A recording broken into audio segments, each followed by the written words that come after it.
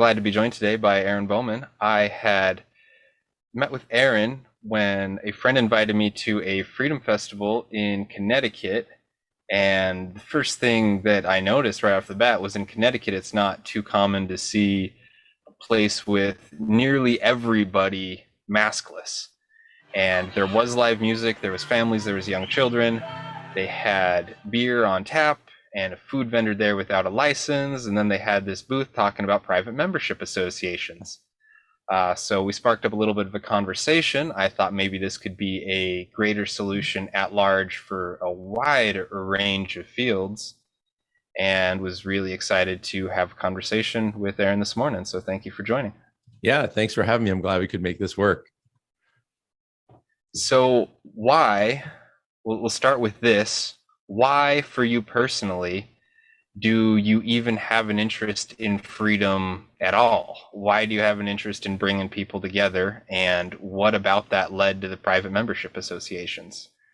So this started for me a little over a year ago. We're talking like at the onset of the coronavirus and the lockdowns and everything. And after doing 20 years in the military and my law enforcement job, I really kind of started living for myself in my own way. And it didn't have to be told anymore, hey, you have to get this vaccination, whether it's anthrax or polio or what have you. And as things got worse and worse, as somebody that always thought they were a little prepared for the most part, I realized that I wasn't prepared as much as I should be. And then our circles got closer. We usually do a Christmas party and people didn't want to come out because they were scared. And I'm like, this isn't normal living. Like, this isn't right. So, when something's not right, you feel it deep down inside. And that kind of started me on my journey of what I could do to help combat it's all started with medical tyranny here in Connecticut. And that led me to meeting my other two trustees, Anna and Melissa. And before we were in trustees, we literally met at a meeting talking about what we could do in the state. They were, they're big homeschoolers. So they were already in a couple different freedom communities.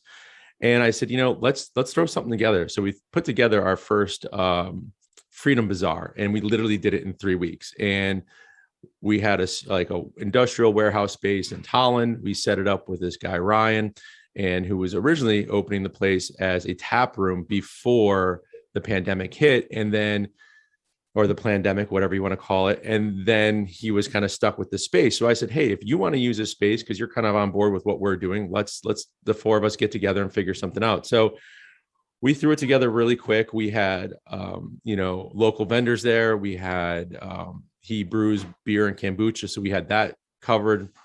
We did some raffles. We had a bounce house for the kids. And it was amazing to see. We had about 100 people come through the first time. And just to see the smiles from ear to ear on people's faces, everybody giving hugs and no fist bumps or elbows and all that stupid stuff. And just really having that fellowship that I was like, wow, I've kind of missed this. So we all got back together after that and said, I think we have something here, but we need to figure out how to protect ourselves from local, state government, all that stuff. So that started me on the trek of what can I do? How can I, do this in a way to protect myself?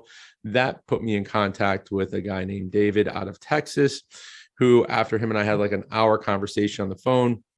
We had very similar backgrounds, military, law enforcement. I got that warm, fuzzy feeling from him. And then I said, listen, it's great that we're talking about these private membership associations, which we don't have here in Connecticut. They're very big down south, and we'll get into that. But I said, I don't want to just have you set this up for me. I want to know how to do this, to spread this to other people so other people can set these up and protect themselves and take them basically out of the public and into the private.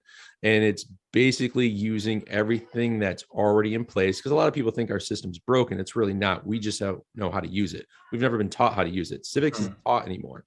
So once I started going down that rabbit hole, so to speak, and understanding how to set them up, I now set them up for other people. I've done them from Washington State to here in Connecticut. So that's kind of how it got going, and just really understanding our Constitution more, what's there to protect us, what our founding fathers meant by certain things when they were writing these, the Federalist Papers and everything else, to our own state constitution, which people don't understand. And I think the light bulb finally went off when I realized that everything we kind of see in mainstream media that we're kind of taught in like history classes regardless of what your religious beliefs are, there's some higher power that created us, right?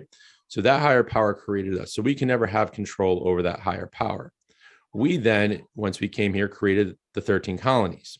The people created those states. Those states then created the federal government. And that's how it should flow. Right now, it's flipped upside down. The federal government's telling the states what to do, the states telling its people what to do. And I think once more people understand that there's inherent rights and powers that we have as citizens, we don't need to take ourselves out of the system. We don't need to try to find a way to beat it. Everything's there. We just need to know how to stand up and use what's there. And that's kind of how I got going with the Liberty House. And we're actually a ministry, and we have a diverse group of different religious backgrounds. Like I was raised Southern Baptist, but not everybody is. You know, we have some people that believe in nature, but it's that liberty and understanding what liberty is. Like, we're all free people. We're free to commit murder. We're free to rob people. We're free to steal somebody's car, but liberty is having that freedom and morality. And that's kind of what we're trying to not really, I guess, teach a little bit at Liberty House, and really have that understanding that, yes, we all have our liberties, but liberty, you need to know the definition of liberty before you can, you know, kind of incorporate it. So that's kind of how we got started in the 10,000 foot view, so to speak. Yeah, and liberty is on one hand having the freedom to do what you will, but it's also not taking away somebody else's freedom in Right. It's some that way. morality So piece that I can be think people miss a understandable. lot of. So this really started with a recognition that something was not right with the world, or something was really going wrong here. And then you went out of your way with some friends in collaboration to create this Freedom Bazaar. And then through that, recognize that you really had something here that could be kind of replicated and passed on to other people if you could find a way to protect it. That's when you started having a conversation with David in Texas, who taught you how to do the private membership associations.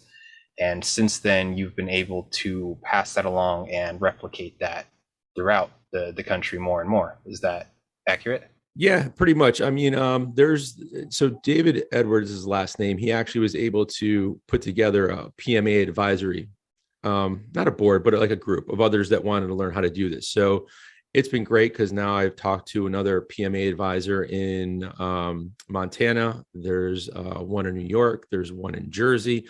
So we're kind of spread out, and it's just nice because now we're able to take that homeschooling network of people who want to have their own home schools, but don't want to have to deal with the regulations that the state's going to provide, or push on people like, oh, you have a home daycare, you have to have your kids in masks. Well, no, if you're a private education association, you don't have to do that because it's not open to the public.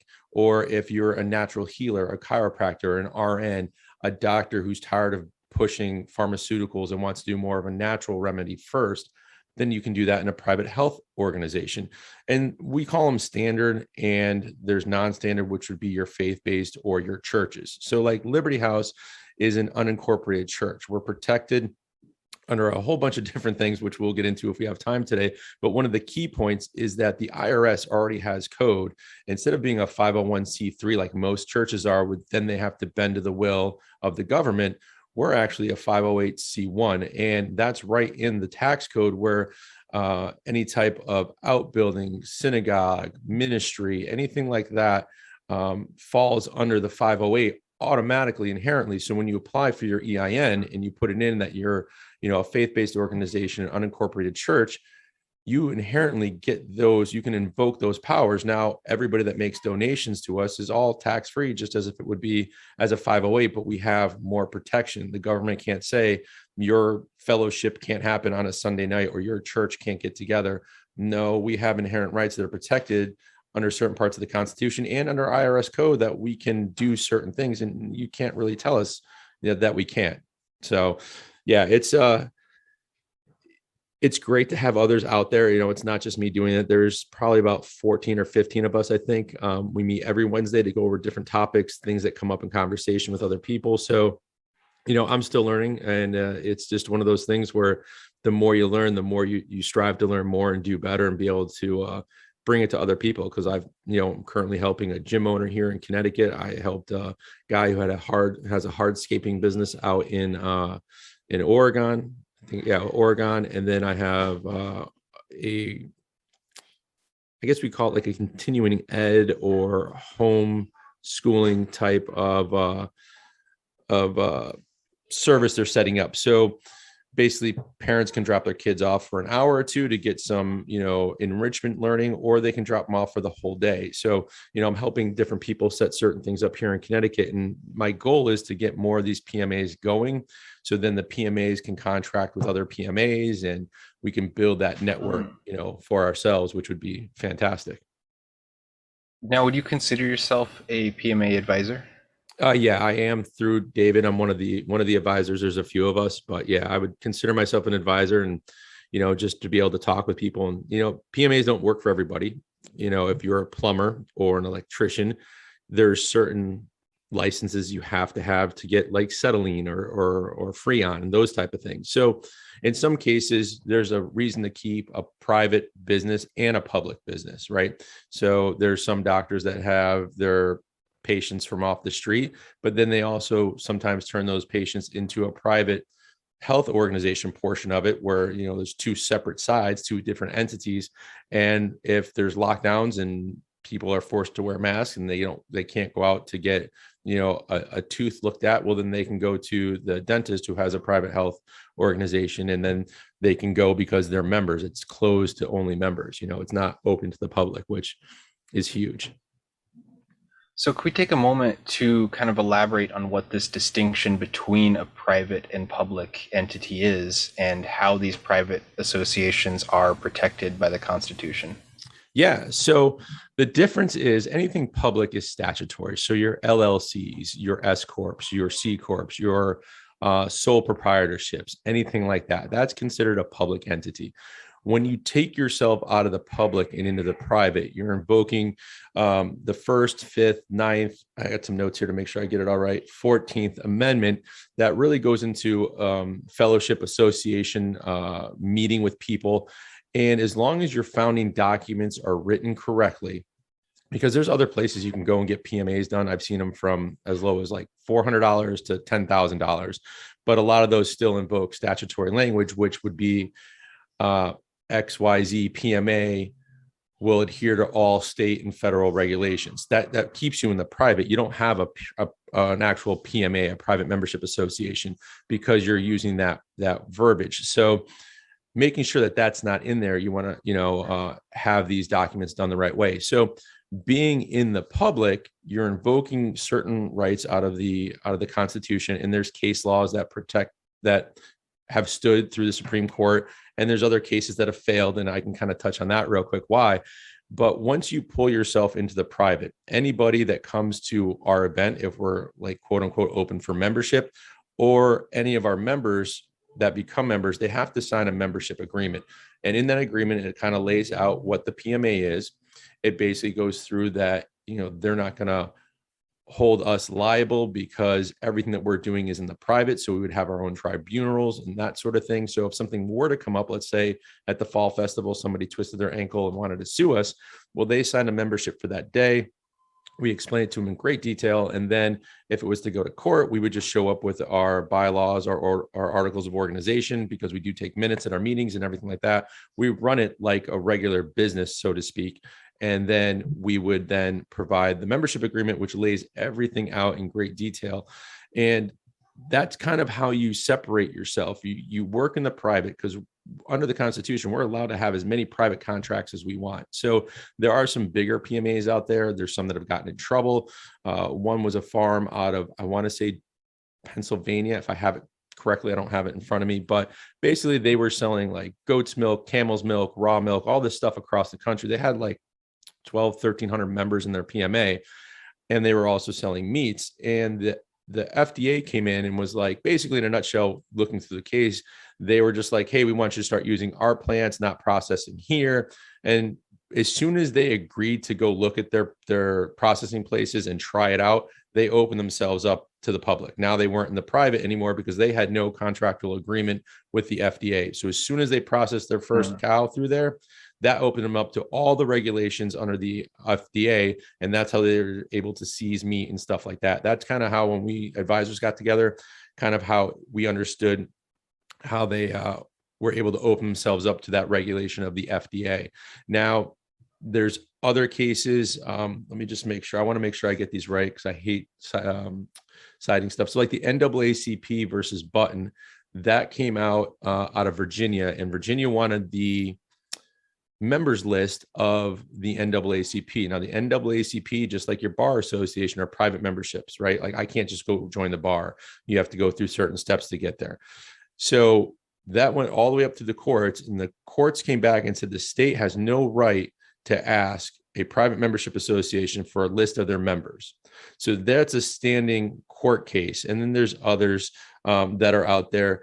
I'm trying to think of some of the other ones off the top of my head here. Usually I'm at my office. I have another screen right there, but you have Thomas versus Collins is another one. And, that goes under your First Amendment right to association. So you're allowed to have your association and meet. So I guess I should step back. If you have a PMA set up and you don't have any members, you really don't have an association, right? So you got to make sure you have members. So if our members want to get together and associate, they can do that. And we just bring up these different case laws that state, hey, here's standing court cases. I don't care how old they are. They've never been overturned. We can still assemble. We can still join because we're a private membership association. Our doors aren't open to the public. Now, there are cases that have failed, and I'll give it to you in a message so you can add it to the show notes if people want to look it up. I can't remember the name of the guy off the top of my head, but basically he had a PMA and an LLC that were very similar in name. He was taking money through the LLC and not the PMA, but then people were working through the PMA. So he was kind of blending the two. And if he had just kept it strictly separate, like, okay, the PMA is helping people, whatever, with natural healing, I think, something along those lines. So he's doing everything from the PMA, and then people that weren't in the PMA were going through the LLC. He would have been okay, but he was taking money through the LLC and then putting people into the PMA. So they were blending the lines, and that's when he went to court. He's like, no, I'm a private membership association. They're like, no, you're taking donations, you're taking money in the LLC. You weren't supposed to be operating right now, and you were. So that's how he failed. So it's very like when we do anything with recruitment, you got to make sure that it's clear cut, whether it's a verbal agreement with somebody or it's written and they sign a 1-day membership, that they understand that this is a private event. It's a little bit different than like your VFW or your American Legion, because those are 501c3s. So they're still in the public realm, but you have to have some type of membership agreement that people understand where they're going, what they're getting into. So like anybody in the Liberty House, they're not on social media talking about what we do. Everything we do is private. And the best way to explain that is if you're sitting around your dining room table, you have your head of household, usually, in most cases, it's the dad, so to speak. So for us, it's the trustees.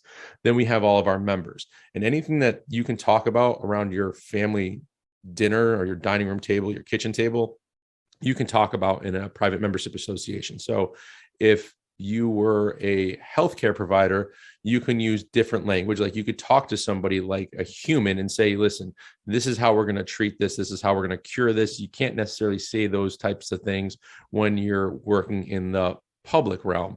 So you're allowed to have more of that connection.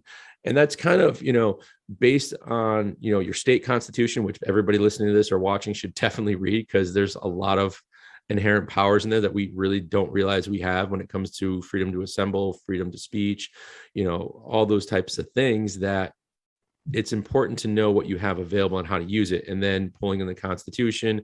And that's how we separate ourselves from the public realm and in the private realm. And it's really kind of, you have to unlearn everything. You kind of have to stop asking for permission. Because I talked to a bunch of people, and they're like, if my gym wants to stay open and we don't want to wear masks, do I have to file this PMA with anybody? No, you don't. It's a private document between you two. The only time that PMA documentation comes out in your amendments to your bylaws or your minutes to a meeting, that only comes out if somebody for some reason wants to try to take you to court, and then you go to court and say, no, they're a member of a private membership association. Here's all of our documentation. Here's the different articles of organization and our bylaws and our membership agreement and our intake forms and our minutes of our meetings. And this needs to be handled in our own tribunal. You have no standing in this matter. Once they see all that, not that I've had to go that route yet, knock on wood, but then from my training and understanding, talking to David and the other advisors, then that's pretty much it. It's pretty clear cut line that's defined through standing court cases, what the difference is between public and private. So I just want to make sure I understood that correctly. You can create the bylaws and articles of organizations privately, and you don't actually appeal to any government authority to create a PMA. Is that right? You only use those documents if it comes into a court case? Yep, that's correct. Like our documents that we keep in a folder in a filing cabinet, and that's it. We have our membership list, and every membership agreement has been signed and stamped with our seal. And that's all there is to it. You have to make a public notice that you're forming a PMA. That can be in a newspaper, bulletin board at your library, done online. And as long as nobody says, hey, no, I don't think this is a good idea, and challenges it, you're good. And most people don't pay attention to that stuff, to be quite honest with you anyways, and there's nothing like an LLC or anything like that where you have to file anything with the state. Now, I know there are some individuals who file their 508, if they're a faith-based or unincorporated church, their documents with Washington State, because then Washington State for like $15 or $20 will send you tax exempt paperwork, but you really don't need to. Everything's right in the IRS code. And once you have your EIN number for banking purposes, as long as everything is a donation, you're good to go. That's really incredible. I had not thought of it or saw it from that angle. So there's a lot of businesses out there that, I mean, like you were saying earlier, it's not that the system's broken, it's that we just really don't know how to use it. Right. And I'm curious, what do you think the potential of these PMAs are in this very status quo system that we have around us?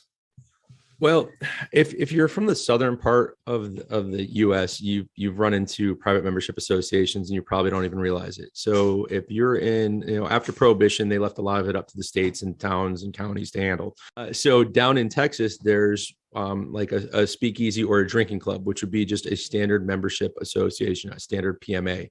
So it might be at a steakhouse, right? And this, or it could be at, I don't know, a mom and pop restaurant, and you go in there and I'm in there already, and I've signed their book. I've become a member of their drinking club and I can order a beer. Now, maybe you're just traveling through, you stop in, you're like, hey, with my burger, I want a beer. And they're like, well, sorry, we can't serve you unless you become a part of our drinking establishment or our drinking club, because they're considered still in a dry county.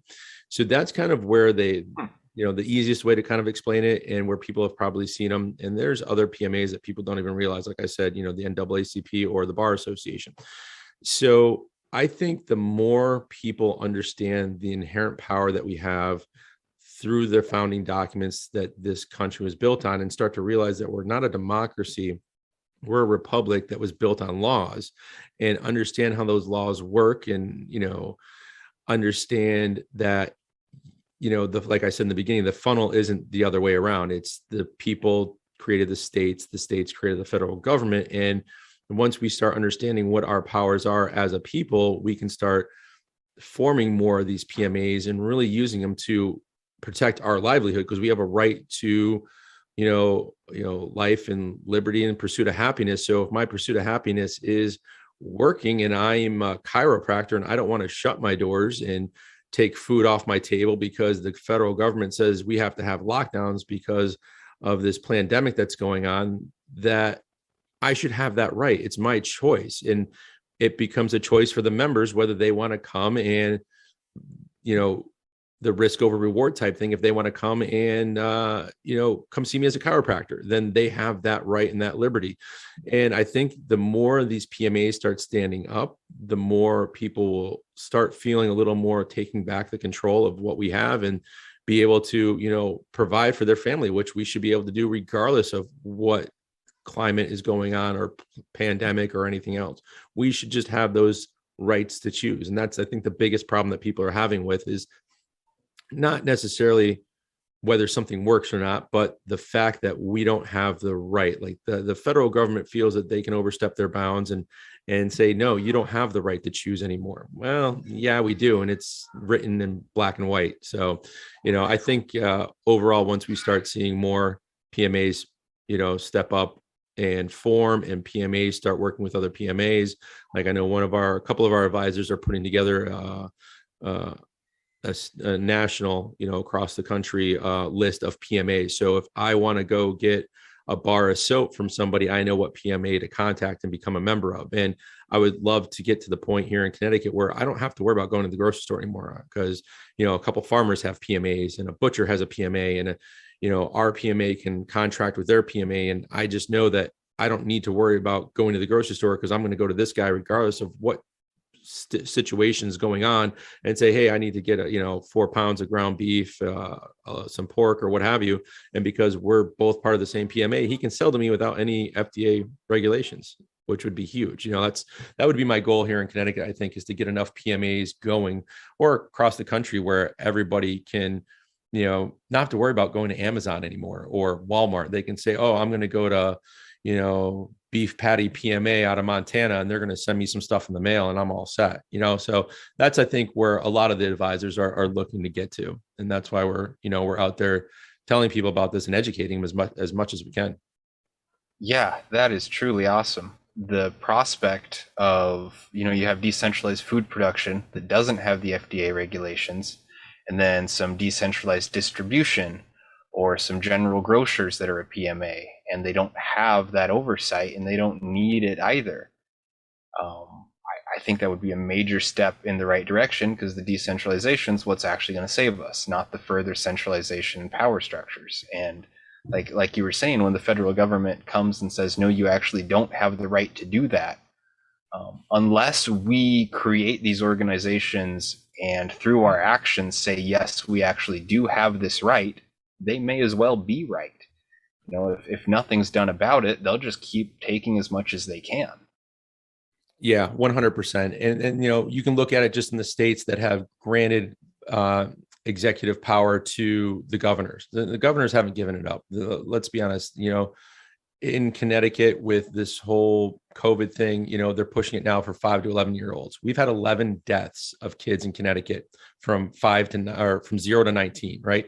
They're not at risk. The majority of the people that are passing are the ones, just tragic as it is, are the ones that are at their life expectancy as it is. Like I tell everybody, I said, they're pushing this regardless if you want to get the jab or not. That's completely up to you. You have that right. And I'm not going to stand in that way. But let's look at the propaganda that's being pushed, and let's kind of just use our own brains instead of having our brains in someone else's head. Let's kind of look at our own thing and understand that, okay, there's been 5 or 4 deaths for 0 to 19-year-olds, and most of these people have some form of underlying condition. I had COVID, I got over it, no problem. I'm 43 years old. I had a couple of days where I just was tired and had a cough that wouldn't go away, but my wife had it, she got over it faster than I did. But, we went to an online doctor, we took our ivermectin and stuff like that, and we were fine. The point is that once somebody is granted these powers, they don't normally give them up very easily, especially without a fight. And that's what we're starting to see now.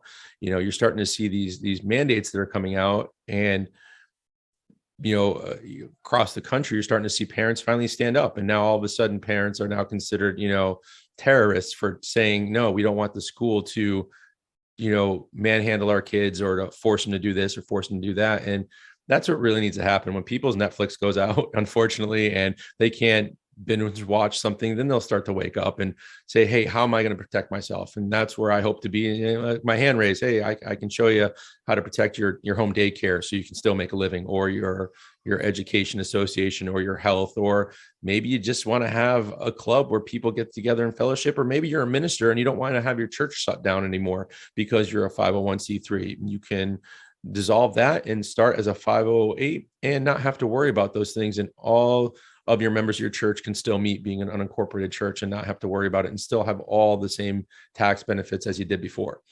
And I think it's going to have to get to that point where people are just uncomfortable. I'm curious to see what it's going to be like coming this holiday season, with Christmas around the corner and all these freighters still sitting in the water, and people not building these communities or networks where, like I said, if I have enough PMAs here, I don't have to worry about Amazon or Walmart or anything like that, because I know within my PMA, I can be somewhat self-sustaining and be able to get things that I need for my family. And I think more people need to look at it that way. We already touched on this just a little bit, but in the arena, you have private membership associations, private education associations, and private medical associations. Yeah, private health associations. And then Private those health can associations. all Yeah. be a standard where there's no tax benefit, or it can be a faith-based organization where faith-based is loosely defined through IRS code. And then you could be an unincorporated church. So, I could have a faith that the willow tree in my backyard gives me peace and calming, and I want to share that with other people. Well, yeah, if that's your belief in nature and that's your faith, then you could have a faith-based, private membership association, and you guys get together and you associate and talk about healing using the willow tree. For us, we thought the best route would be, having Liberty House as a ministry, because we are ministering to people. We have an ordained minister in the group. We have, a lot of people from different religious backgrounds, and that's okay because, again, this country is founded on Judeo-Christian values. I understand that, and that's kind of where I lean to, but that's not everybody.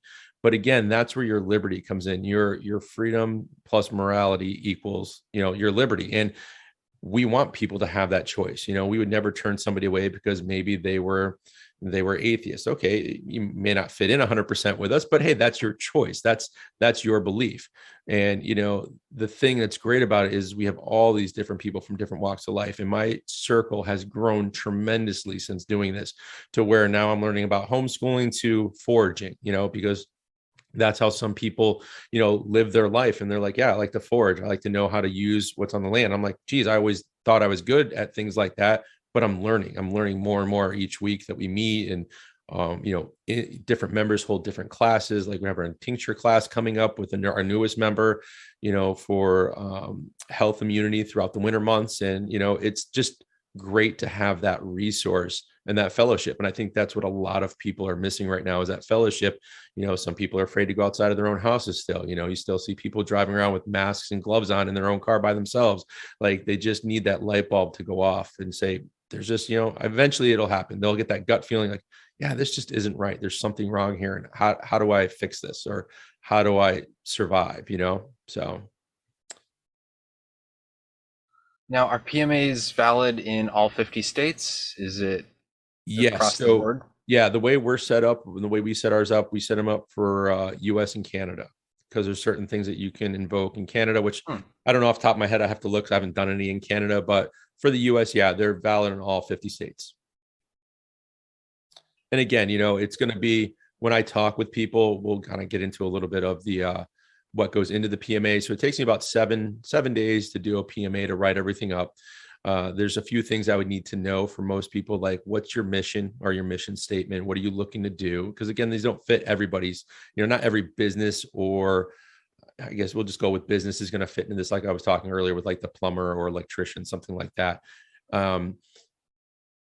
I would need to know the trustees. We'd like to have at least 3 trustees, 3 to 4, because everything is done on a 2/3 vote as far as making decisions, as far as the direction that the PMA goes into. And then once I kind of have that understanding, really get to talk with the person, it's about an hour, half hour to an hour phone conversation to really understand what they're looking to do. And then I kind of sit back and say, okay, would this be, because some people are like, oh, I just want the tax benefits. And I'm like, okay, well, you're a lawn care business, so I really don't understand what your faith base would be in that. So it'd be a stretch. And then again, should something end up in the courts, you want this done correctly. We're not trying to beat the system here. We're just trying to protect ourselves. So I would say, a standard PMA would be better for you. And then you can contract privately with all your members to cut their lawn. And then maybe you hold some education classes on lawn care and seeding and dethatching and that sort of thing. So, it does take some time just to meet with people, whether it's on a Zoom like this or over the phone or at a coffee shop, and just kind of understand what they're doing, and then who their trustees are going to be. And then a lot of the questions, I get are, well, how does it work with banks and taxes? And I don't really touch too much on the tax stuff outside of, if you're an unincorporated church, or a faith-based, you're tax exempt. And if you're not, well, then talk to your tax advisor, because I don't know enough of tax laws and codes to really speak enough on that subject. So that's kind of where we leave it at that. I just kind of explained to it as like, hey, it's like a single membered LLC. You'd have that pass through income to your trustees, and they'd have to, claim it. One question I do get a lot though is if I have a education association. So maybe it's a daycare or homeschooling type thing. Well, you get away from the words of like teacher, you would have educators. All your educators would be a 1099 at the end of the year.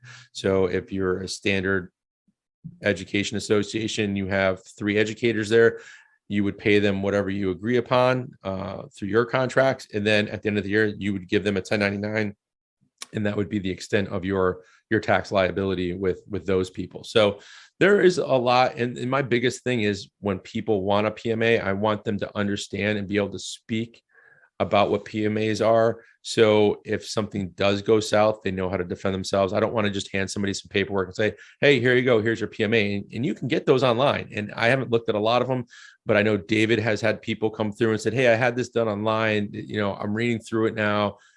Can you check it over? And he's like, well, it's got like 4 paragraphs of statutory language in it. So this is not a private PMA. It's a PMA, but it's no different than like your VFW or your American Legion, where it's, a 501c3. So it's important to make sure you have somebody that knows how to set up your founding documents and do it the correct way. But, there's, my biggest concern is doing one for somebody and them not having any idea how it actually works. So there is a little bit of education going along with it. It's not like, hey, I'm just going to give you, some money. You're going to set this up and then I'm on my own. You want to make sure, you have those connections where you can call me if you need me, shoot me a text or say, hey, I really want to understand this. And I want to make sure everybody has that stuff beforehand.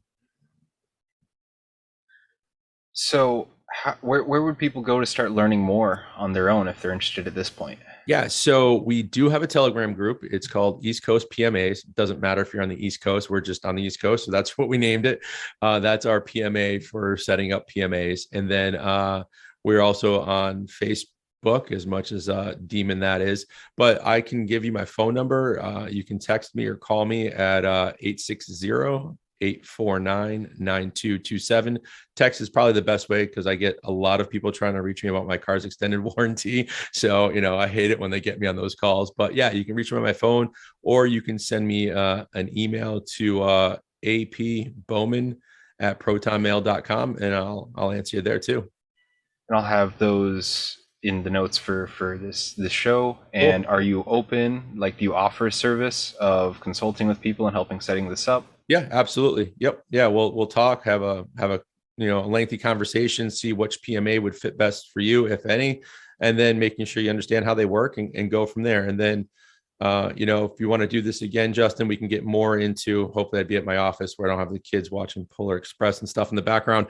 And we can get into more of the, the actual different cases and stuff like that have won in court and have failed because people do things the wrong way. And that's the biggest thing, is I want people to understand that, yes, you can protect yourself, but you have to do it very carefully, because if something does go south, they're going to try to poke holes in everything you did. So making sure you really have that divine separation between public and private is huge. That'd be fantastic. And today was definitely a great grammar overview of the base layer of what a PMA is, how it's protected, and where it can be applied. And I think anybody that really takes a listen to this will get a lot of value out of it.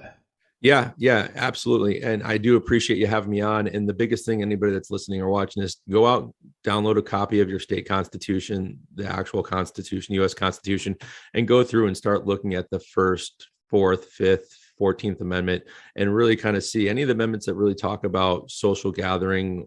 You really need to look at those and understand what it's saying, because that's what all these PMAs are based on. And, feel free to reach out and I'll give you some of the case laws. You can read them for yourself. You can use Google Scholar and read them and see how these court cases have stood up in, all the way to the Supreme Court, appellate courts, everything like that, to where, that's all you have to bring with you. There's standing cases. They haven't been overturned. They still hold weight, so that's the biggest thing. Get out there, start doing some reading, do some research. Don't always, read actual documents. Don't believe everything you see on every single website. Because like I said, you'll see PMAs from $400 to $500 all the way up to 10,000. It's, unfortunately that's how some people operate, but I want people that are getting these to understand what they're getting and the power of the documents that they have, and building that, that life form, whether it's continuing their private health education association or their regular just membership or, if it's an education thing or health, it's important to be able to provide for our families. And this is going to be one of the ways to do that. You're already working with most of these people anyways. Bring them over to the private side, keep the government nose out of what you're doing, and be able to, provide for your family. At the end of the day, that's the biggest thing for any of us.